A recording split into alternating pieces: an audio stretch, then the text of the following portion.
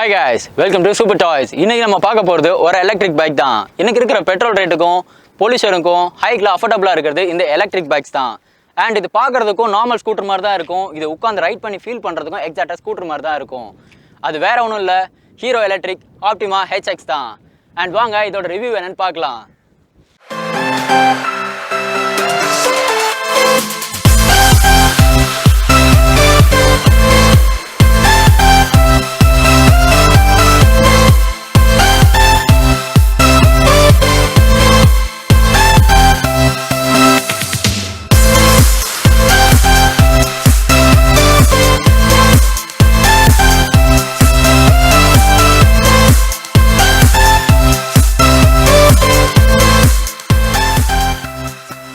First இதோட design wise பார்க்கலாம். இது ஃபுல்லி க்ரோம் எம்பாலிஷ்மெண்ட்டில் கொடுத்துருக்காங்க. இதில் நிறைய கலர்ஸ் அவைலபிளாக இருக்குது. ஆனால் நம்மள்ட்ட இருக்கிறது ஒயிட் வேரியண்ட். இதில் ஃபுல்லி பிளாஸ்டிக் பாடி தான். நிறைய ஸ்கூட்டர்ஸில் நீங்கள் மெட்டாலிக் பாடி பார்த்துருப்பீங்க. ஆனால் இது full and fully top to bottom எல்லாமே பிளாஸ்டிக்ஸில் தான் இருக்குது. அண்ட் இதோட ஃப்ரண்ட் வந்துடலாம். ஃப்ரண்ட் லுக் பார்க்கும்போது இதோட LED ஹெட்லாம்ப் கொடுத்துருக்காங்க. மேலே சின்னதாக ஒரு பிளாக் கலர் கோட்டிங் கொடுத்துருக்காங்க. பார்க்க கொஞ்சம் டிஃப்ரெண்ட்டாக இருக்குது. மேலே சேஃப்டிக்கு மெஷர்மெண்ட்காக ஒரு ஸ்டீல் பாடி ஒன்று கொடுத்துருக்காங்க. அதுவும் பார்க்க நல்லா இருக்குது. கீழே வந்தோம் அப்படின்னா ரெண்டு இண்டிகேட்டர் கொடுத்துருக்காங்க. இண்டிகேட்டரில் யூஸ் பண்ணது ஹாலஜன் பல்ப் தான். ஓவராலாக இதோட ஃப்ரண்ட் லுக் பார்க்கும்போது எல்லா ஸ்கூட்டர்ஸ் மாதிரி தான் இதுவும் இருக்குது. அண்ட் இதோட ஹேண்டில் பார்ஸை பற்றி பார்க்கலாம்.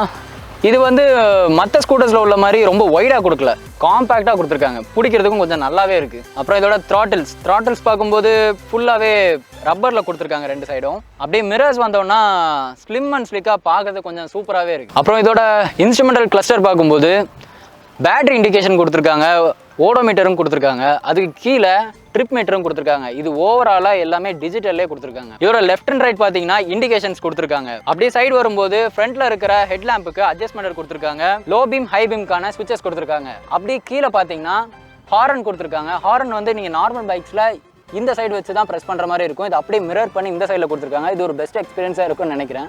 அதுக்கப்புறம் நம்ம ரைட் சைடில் கீழே வந்தோம் அப்படின்னா USB போர்ட் கொடுத்துருக்காங்க. நீங்கள் மொபைலில் சார்ஜே இல்லைனாலும் இதில் நீங்கள் சார்ஜ் போட்டுக்கலாம். அப்படியே கீழே பார்த்தாலும் பேக் ஹூக்ஸ் கொடுத்துருக்காங்க. அது கீழே க்ளவ் பாக்ஸ் கொடுத்துருக்காங்க. நல்ல ஸ்பேஷியஸாகவே சூப்பராகவே இருக்குது.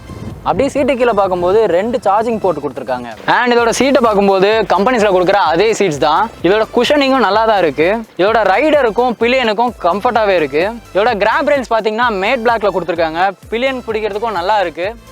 லுக் வைஸ் பார்க்கும்போது நல்லா ஷார்ப்பாகவே இருக்குது. அண்ட் நீங்கள் பில்லியன் ரைடர்ஸ்க்கு நீங்கள் பார்க்கும்போது ரெண்டு ஃபூட்டர்ஸ் கொடுத்துருக்காங்க. அதுவும் காம்பேக்டாக சூப்பராக இருக்குது.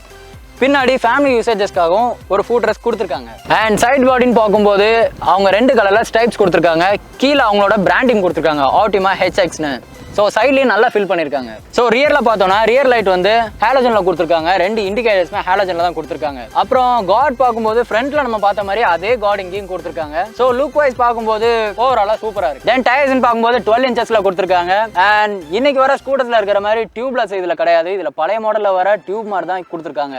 இது டியூப்லெஸ்ஸாக இருந்ததுதான் இன்னும் நல்லா இருந்திருக்கும். தென் அலாய்னு பார்க்கும்போது பார்க்க லுக் வைஸ் சூப்பராக இருக்குது. அண்ட் நீங்கள் இதை ஓட்டிகிட்டு இருக்கும்போது இது உங்களுக்கு ஸ்டேபிளும் கொடுக்குது. பிரேக்குன்னு பார்க்கும்போது ஃப்ரண்ட் அண்ட் பேக்கில் ட்ரம் பிரேக் யூஸ் பண்ணியிருக்காங்க. ஸோ சஸ்பென்ஷன் பார்க்கும்போது இப்போ வர ஸ்கூட்டர்ஸ் மாதிரி இதுலேயும் ஃப்ரண்ட் அண்ட் பேக்கில் டெலஸ்கோபிக் சஸ்பென்ஷன் தான் யூஸ் பண்ணியிருக்காங்க. தென் இந்த பைக்கில் மோட்டார்ஸ்ன்னு பார்த்தோம்னா BLDC ஹப் மோட்டார் யூஸ் பண்ணியிருக்காங்க. இதோட வாட்ஸ்ன்னு பார்க்கும்போது 550 பார் 1200 வாட்ஸ் இருக்குது. அண்ட் இந்த பைக்கில் பேட்டரின்னு பார்க்கும்போது லித்தியம் அயன் பேட்டரி யூஸ் பண்ணியிருக்காங்க. இதில் ரெண்டு போர்ட்டபிள் டூவல் பேட்டரி கொடுத்துருக்காங்க. இந்த போர்ட்டபிள் பேட்டரியை நீங்கள் எங்கேனாலும் எடுத்து போய் சார்ஜ் பண்ணிக்கலாம். இது வீட்லேயோ ஆஃபீஸ்லேயோ எதுனாலும் ஓகே, அவ்வளோ ஈஸியாக இருக்கும். ஒரு பேட்டரி ட்ரை ஆன அப்புறம் இன்னொரு பேட்டரி யூஸ் பண்ணுறது இங்கே ஒரு ஸ்விட்சும் கொடுத்துருக்காங்க. ரொம்ப ஈஸியாக ஒரு பேட்டரி ட்ரை ஆன உடனே நீங்கள் அந்த ஸ்விட்சை மட்டும் அழுத்தினா போதும், அடுத்த பேட்டரிக்கு தன்னால் கன்வெர்ட் ஆயிரும். அண்ட் இந்த பைக்லாம் பார்க்கும்போது ரெண்டு ரிமோட் கொடுத்துருக்காங்க. இந்த ரிமோட்டில் உள்ள ஃபியூச்சர்ஸ் என்னன்னு பார்த்தீங்கன்னா லாக் அண்ட் அன்லாக் பண்ணிக்கலாம். அண்ட் இதில் இன்க்ளூடாக ஆன்டி தெஃப்ட் அலாம் கொடுத்துருக்காங்க. இது எனக்கு பர்சனலாக ரொம்ப பிடிச்சிருக்கு. அண்ட் ஓவராலாக இந்த பைக்கோட ஸ்பெக்ஸ் அண்ட் ஃபியூச்சர்ஸ்லாம் எல்லாமே பார்த்தாச்சு. இந்த பைக்கை நான் டிரைவ் பண்ணிவிட்டு எப்படி இருக்குன்னு நான் சொல்கிறேன்.